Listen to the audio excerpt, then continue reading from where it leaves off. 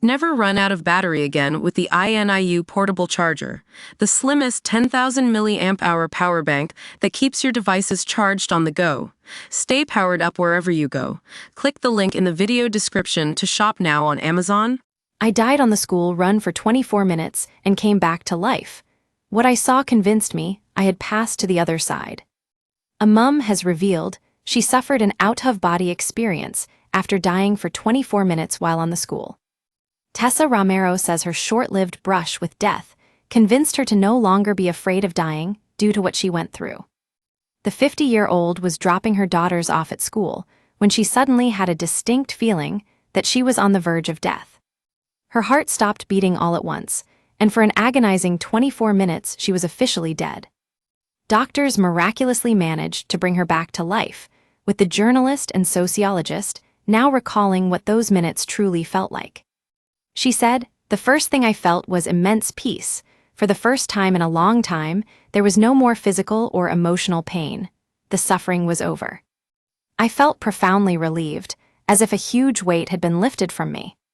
Tessa even remembers how at one point she felt as if she was floating around the room and actually looking down at her body. One of the most confusing parts of the whole ordeal was how Tessa felt completely in control of her new form, even saying she was alive, awake, and conscious. But no doctors could hear her or appeared to be able to see the floating soul.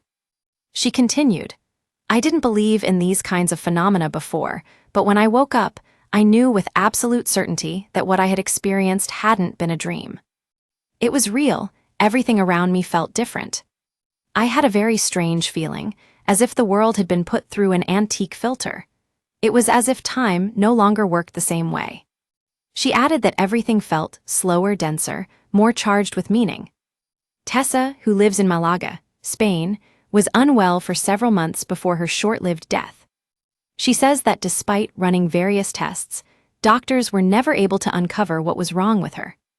Tessa said, "My body was failing, and they couldn't find a concrete cause. It was a very distressing time because I felt worse and worse, and no one could explain why." The experience has now even changed Tessa's whole perspective on life, as well as her perception of death. She used to have a deep fear of death, which was fueled by a feeling of darkness, uncertainty, and pain when you pass on. Death is now viewed as a transition to Tessa, rather than a complete end of life. "It's like crossing a door into a place where everything makes sense, where love and peace envelope everything," the mum said. "I'm no longer afraid of it, and every moment has become precious." Out-of-body experiences often refer to unique phenomenons in which a person sees themselves as existing or functioning outside of their physical body. During the brief encounter, a person can feel as though their consciousness has detached from their physical form. Those who have felt the bizarre experience recall feeling like they are observing the world from above their prone body.